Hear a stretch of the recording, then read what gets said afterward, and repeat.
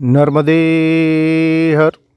दोस्तों, आज 30 नवंबर है और मेरी यात्रा का 31वां दिन है नर्मदा परिक्रमा का। और मैं कल जहाँ रुका था वो ये गणेश मंदिर है सिनौर गांव में। और मंदिर की स्थिति आपको थोड़ी ठीक नहीं लग रही होगी देख के, लेकिन उसके जीर्णोद्धार का कार्य चल रहा है। उधर सीमेंट और वो सब जो मटेरियल है वो पड़ा हुआ है। तो ये काफ़ी पुराना मंदिर बताया जा रहा है, लगभग 1500 साल पुराना मंदिर है ऐसा बताया था मुझे।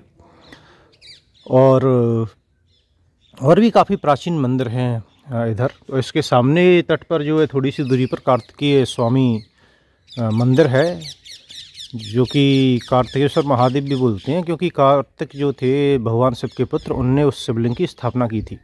और वहाँ से इस जगह का कनेक्शन बताया था, जो कि मैंने कल के वीडियो में बताया है। जो मुझे स्टोरी बताई गई थी वो मैंने बताई है। सही और गलत का ना मुझे पता है और ना मैं उसकी अथेंटिसिटी के बारे में कुछ बोल सकता हूँ।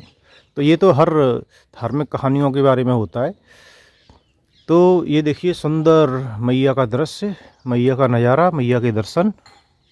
और आज का भी मुझे बताया है कि अगले शायद अनसुईया आश्रम जो है, अनसुईया मंदिर है, यहाँ से 5 किलोमीटर की दूरी पर, वहाँ तक ये तट के पास ही रास्ता है। पास से ही जाना होगा, फिर रास्ता नहीं है तो फिर रोड से रास्ता लेना पड़ेगा। तो अगर बिल्कुल ही रास्ता नहीं होता है तब तो कुछ कर नहीं सकते हैं, फिर रोड के किनारे से ही जाना होता है। देखिए जैसे आपको सामने दिख रहा है ना, ऐसे पहाड़ जैसे अगर आ जाता है, एकदम से कट जाता है मैया, एकदम जल ज़्यादा हो जाता है। डैमों के कारण में क्या है, कहीं कहीं जल का भराव भी ज़्यादा होता है, तो फिर जाना होता है। वो रोड होती है, वो पास में 100 मीटर हो सकती है, 200 मीटर पर हो सकती है, 1 किलोमीटर पर हो सकती है, कई जगह तो 5-6 किलोमीटर पर भी होती हैं। बट इधर नहीं होगी इतनी दूरी पे, जहाँ तक संभावना है, जो देखा है मैप में और जो बातचीत से पता चलता है। तो इसके साथ आज की परिक्रमा जो है वो शुरू की जाएगी अब, और बीच बीच में अपडेट दिया जाएगा। तो अगला जो दर्शनीय स्थल है वो है अनसुईया आश्रम, अनसुईया मंदिर। और ये मैया के किनारे सूर्योदय होता हुआ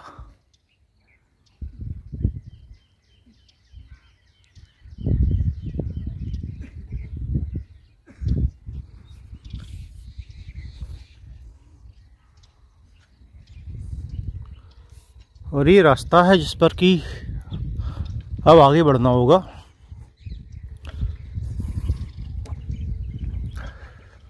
सुंदर तट सिनौर गांव से अब हम आगे चल रहे हैं भाई। आगे जाएंगे, आगे कुछ और दर्शनीय स्थल मिलेंगे और भगवान को याद करते आइए। धीरे धीरे आगे बढ़िए, भगवान को याद करिए, परम शक्ति को याद करिए, ध्यान लगाइए। यही जीवन है। ये किला है, इसके अंदर पानी आता है, ये बोला बताइए। और ऐसा बताते हैं कि ये जो पानी है ना, इसके नीचे नीचे काफ़ी गांव के अंदर तक जो किला टाइप से बना था, तो वहाँ तक भी नीचे है। तो नीचे ये पूरा सॉलिड नहीं है फाउंडेशन, लेकिन नदियों का पानी अधिकतर नीचे होता है। बहुत सारे स्रोत होते हैं, ज़मीन के नीचे भी नदियाँ बहती हैं, हमें पता है। तो ये है, यहाँ बीच बीच में होंगे स्रोत जिनसे पानी उधर तक जाता होगा, यहाँ पर भी होगा।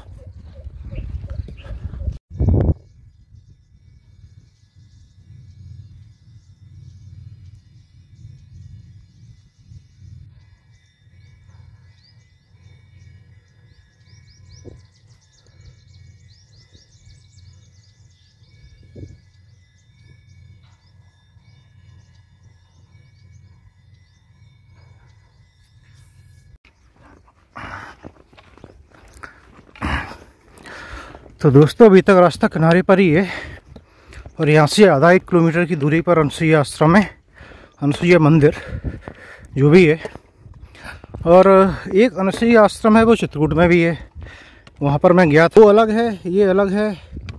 अब यहाँ का क्या महत्व है वो जो है, मैं पहुँचूँगा मंदिर तो मालूम करूँगा, मालूम होगा कुछ तो मैं आपको बताऊँगा।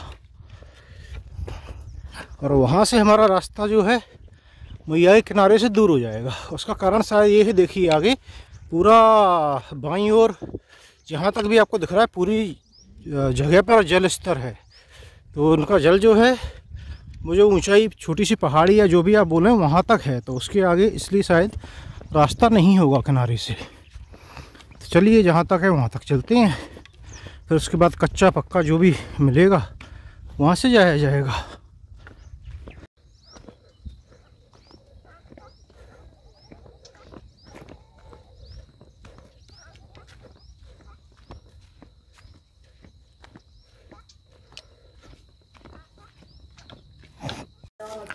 और ये बीच में रास्ते में मैया का मंदिर।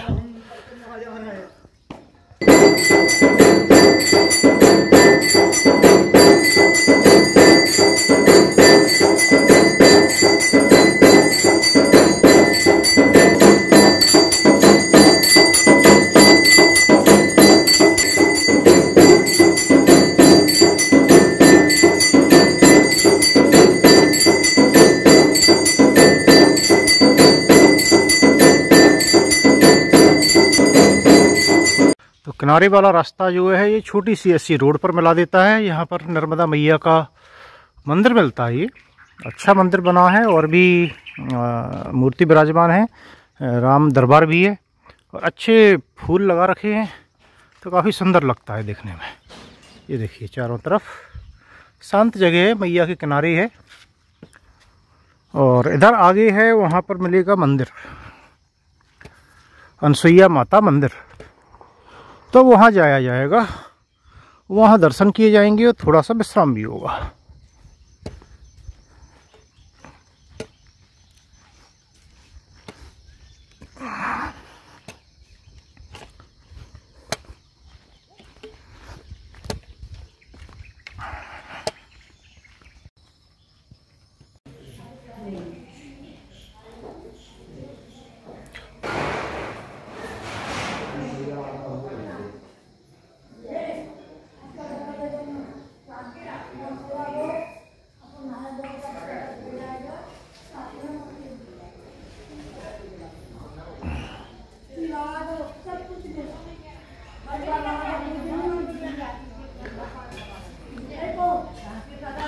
तो ये था अनसुईया माता आश्रम और यहाँ पे महाराज जी थे, वो बता रहे थे कि अनसुईया माता की शादी हुई थी अत्रि ऋषि से चित्रकूट में, जो कि मंदिर है मैंने बताया था आपको।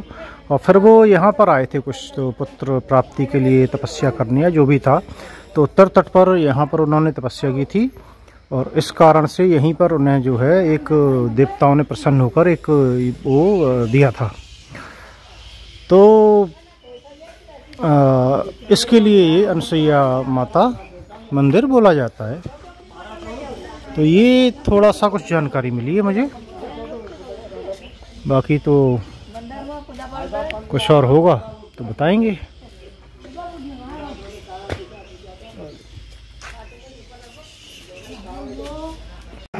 तो ये दत्त मंदिर आश्रम है, तो इसमें कमरे वगैरह हैं, तो जो गाड़ी से परिक्रमा करते हैं, परिक्रमावासी हैं, तो वो यहाँ पर रुक सकते हैं दान देकर, पैसे देकर, उनके लिए व्यवस्था है यहाँ पर।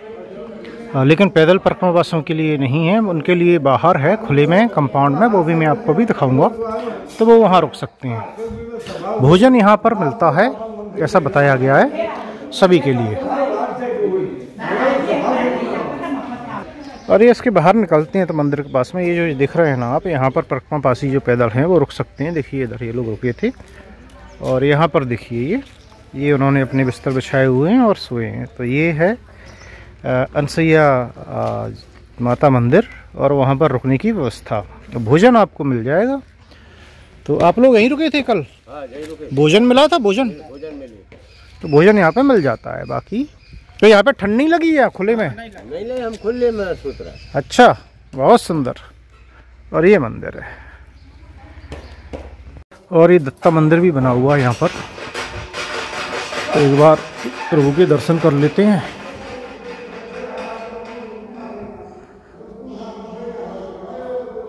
अलग अलग रूपों में देखिए।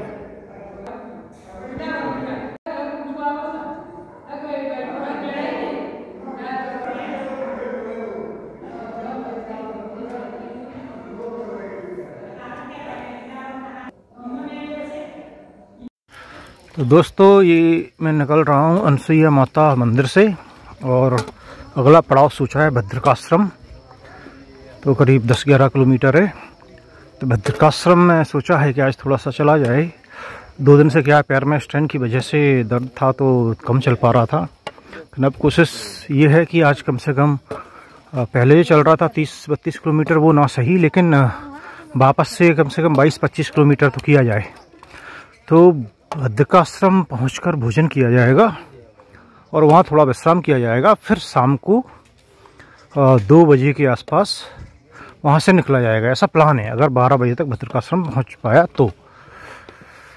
तो शाम को जो है 10 किलोमीटर के आसपास और चला जा सकता है। तो चलिए देखते हैं आज कहाँ पहुँचते हैं। अभी तो दोपहर तक का ही देखा है, मालूम किया है, जानकारी ली है।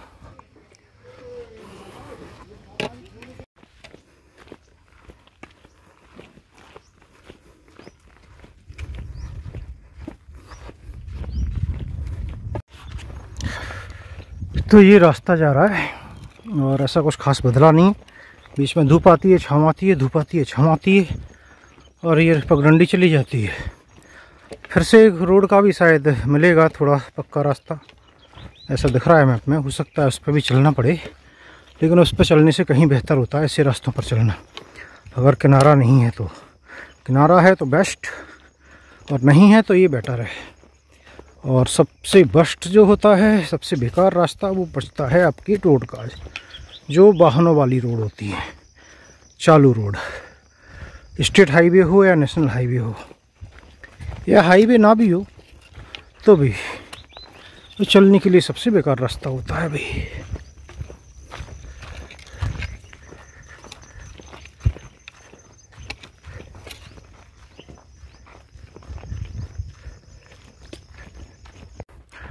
तो पगडंडी मिलाती है आपको एक पक्की रोड पर और करीब 100 मीटर चलने पर आपको फिर से दाएं लेना है पगडंडी, कच्चा रास्ता। और तो ये देखिए, ये बोर्ड भी लगा हुआ है, बद्री आश्रम 3 किलोमीटर। हालांकि वो है 4 किलोमीटर, मैप में दिखा रहा है लोकेशन, और 4 है। तो ये तो कई जगह देखने को मिलता है, किलोमीटर इधर उधर कर दिए जाते हैं। अब यहाँ पे थोड़ा सा विश्राम किया जाएगा, पानी पियेंगे और फिर आगे बढ़ेंगे। तो दोस्तों इन सज्जन के यहाँ बाहर थोड़ी देर विश्राम किया है और 10 मिनट विश्राम करना था, तो 20 मिनट करीब हो गए। बैठ जाओ तो पता ही नहीं चलता है। तो अब जो है मैं आगे बढ़ रहा हूँ बद्री आश्रम की ओर, और अब सीधे वहीं रुका जाएगा और दोपहर के लिए भोजन विश्राम किया जाएगा। वहाँ पर भोजन और थोड़ा सा विश्राम, और फिर उसके आगे का रास्ता देखा जाएगा कहाँ जाना है। तो चलिए आगे बढ़ते हैं। तो ये कच्चा रास्ता चल रहा है और खेत हैं आसपास, खेतों का रास्ता है। देखिए कहाँ लेके जाता है।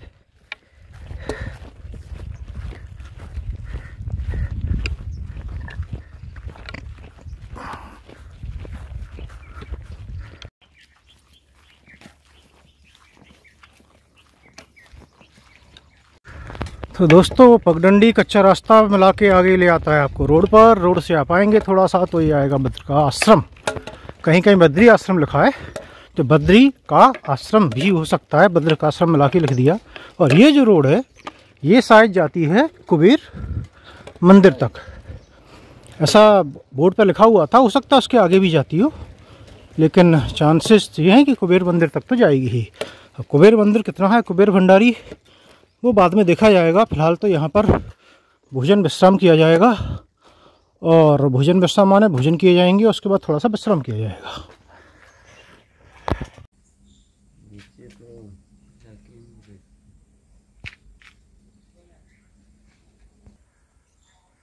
तो ये देखिए, ये शिव जी की एक काफ़ी बड़ी प्रतिमा है, मूर्ति लगी हुई है। और ऐसे ही यहाँ हनुमान जी की लगी है, जो कि पेड़ों की वजह से छुप रही है। तो ये है बद्री का आश्रम, और काफ़ी बड़ा आश्रम है ये। और यहाँ रुकने की भी ठीक व्यवस्था है, भोजन मिलता है। हमने भोजन किया है और भोजन करने के बाद विश्राम किया थोड़ा सा, तो थोड़ा सा देर हो गई। हालांकि अभी 3:30 तो बज चुके हैं और अभी और थोड़ी देर लगेगी निकलने में। तो यहाँ से 8 किलोमीटर है कुबेर भंडारी मंदिर, जो कि काफ़ी फेमस है। तो सोचा तो यही जा रहा है कि निकला जाए, वहाँ पहुँचा जाए, बाकी देखते हैं। तो ये आश्रम है, बद्रिका आश्रम। यहाँ पर रुका जा सकता है, काफ़ी अच्छा है। देखिए नीचे मैया भी बह रही हैं और मैया तक जाने का उधर घाट भी है और रास्ता भी है, तो वहाँ तक मैया तक पहुँचा जा सकता है। और काफ़ी अच्छा बड़ा गार्डन लगाया हुआ है, देखने से ही लग रहा है कि काफ़ी बड़ा आश्रम है, काफ़ी पुराना आश्रम है। तो एक्चुअली उधर से मैं सही देख नहीं पा रहा था। तो ये अर्धनारीश्वर की प्रतिमा है, शिव जी और पार्वती जी दोनों की। आप देखिए आधी आधी प्रतिमा है, तो ये लगाई गई है। और ये अर्धनारीश्वर की प्रतिमा जो है, जिसने बनवाई थी उनका यहाँ पे डिटेल दिया हुआ है कि ये किसने लगवाई है। और यहाँ पर इन्होंने लगाया हुआ है, डिटेल दिया है कि किसने, ये हनुमान जी की प्रतिमा है, वो बनवाई थी। मुझे तो दिख रहा है कि दोनों एक ही हैं, 2 लोग हैं एक्चुअली। तो 2 अलग अलग दाताओं ने मिलकर ही बनाई है, लगवाई हैं दोनों प्रतिमाएं।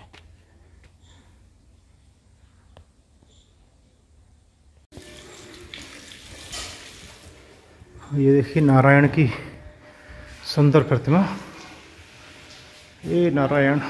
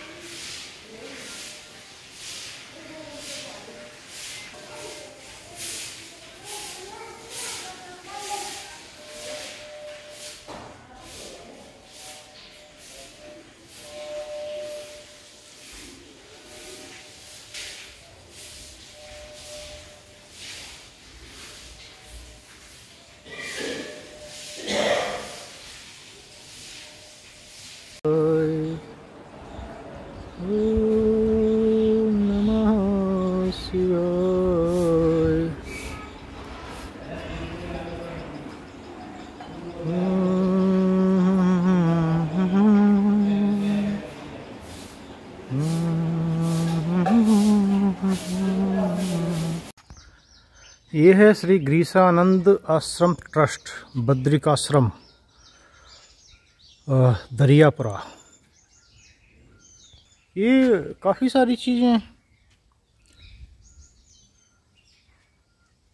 और ये थी यहाँ पर परिक्रमावासियों के रुकने की व्यवस्था। तो काफ़ी अच्छी व्यवस्था है, ऐसे अच्छी व्यवस्था बोली जाती है, बहुत अच्छी बोली जाती है, क्योंकि हॉल है ये पूरा बना हुआ। और हॉल के नीचे उन्होंने फर्श बिछा के भी दिया है, इससे ज़्यादा आप उम्मीद नहीं कर सकते। तो ये बहुत बड़ी व्यवस्था है। नहीं तो खुले में बहुत ठंड होती है। टॉयलेट वगैरह बनी हुई हैं, पानी वगैरह की बहुत अच्छी व्यवस्था है, आपके चार्जिंग पॉइंट लगे हुए हैं। ये सबसे बेस्ट व्यवस्था होती है परिक्रमावासियों के लिए। बाकी कैसी होती हैं वो तो आपने देखा ही है।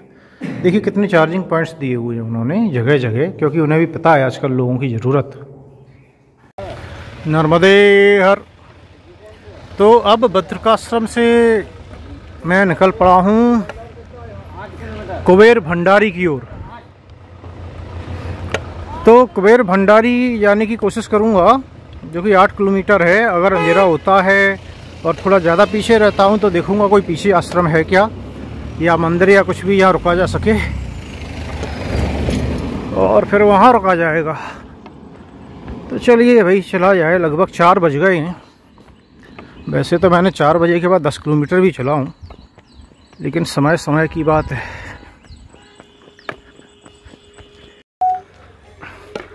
तो दोस्तों, कुबेर भंडारी जाने के समय रोड से थोड़ा सा अलग हटके पड़ते हैं ये कुछ 1-2 मंदिर, जिसमें एक है कपिलेश्वर मंदिर। तो अभी वहाँ पे दर्शन किए जाएंगे, पहले दर्शन करते हुए ही जाएंगे। अगर देर हो जाती है तो इधर ही कहीं रुका जाएगा, लेकिन मंदिर छोड़ने से अच्छा है कि दर्शन करते हुए आगे बढ़ा जाए। तो चलिए कपिलेश्वर महादेव के दर्शन करते हैं। तो ये है कपिलेश्वर महादेव मंदिर, और जैसा कि आप लोग देख सकते हैं काफ़ी प्राचीन मंदिर है। प्राचीन मंदिर तो वाकई है, लेकिन थोड़ा सा जीर्णोद्धार भी ज़रूरत है। ये देखिए घर भी थोड़े से गिर गए हैं, तो ये पुराना गांव लग रहा है।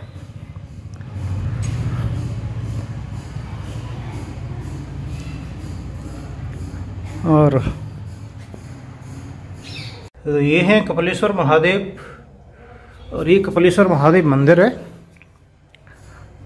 और ये हम हैं कोई से गांव में, गांव का नाम तो मैं भूल गया। गांव का नाम क्या है? चांदौर। ये चांदौर गांव है, गांव के बीच में है हम। यहाँ पर ये प्राचीन मंदिर है, और यहाँ पे श्री सज्जन ने बताया कि पास में त्रिवेणी संगम के अपोजिट साइड एक दुर्गा माता का मंदिर है, तो वहाँ जाएंगे। अगर वहाँ से नाव से जाने की व्यवस्था हुई तो ठीक, नहीं तो आज वहीं पे विश्राम किया जाएगा, और कुबेर भंडारी कल जाएंगे। तो चलिए आगे बढ़ते हैं।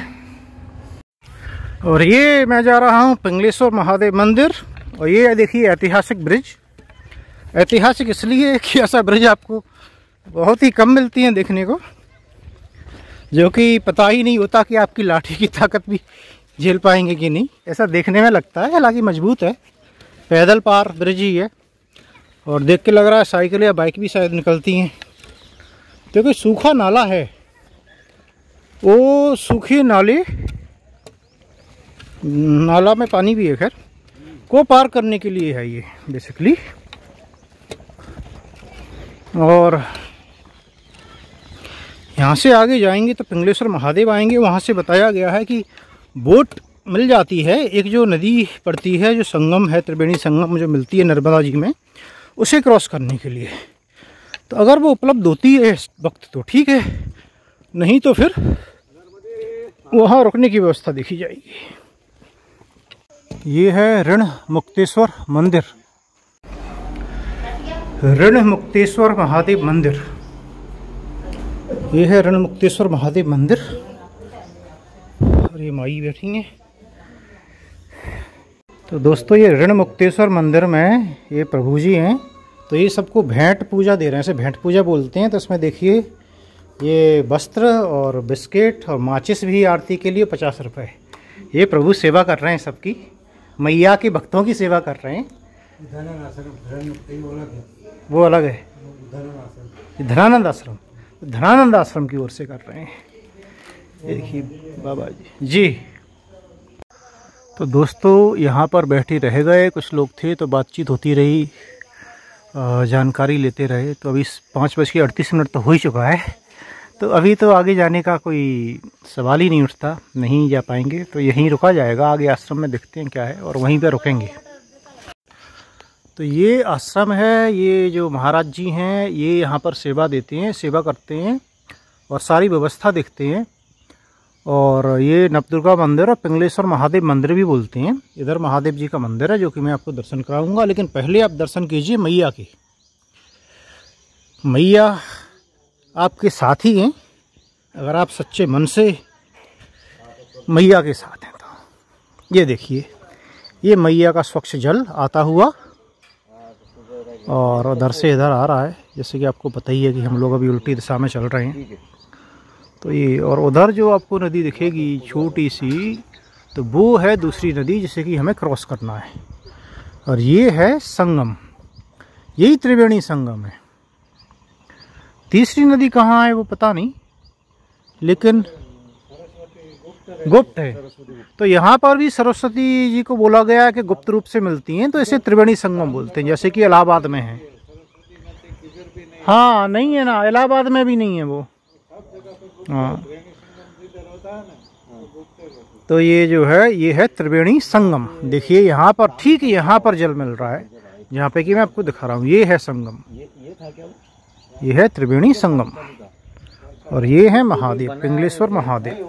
ये लोग पूजा के लिए मंडप बनाते हैं, ऐसा ये देखो ऐसा मंडप है ना, वो सब पूरा बांधे लगेगा। ओ जय हो भोले बाबा। और इसी के साथ आज का वीडियो समाप्त करेंगे, मैया के दर्शन करते हुए। नर्मदे हर। बारिश गया ना, इसके लिए अभी निकला होगा, बाद में बांधेगा।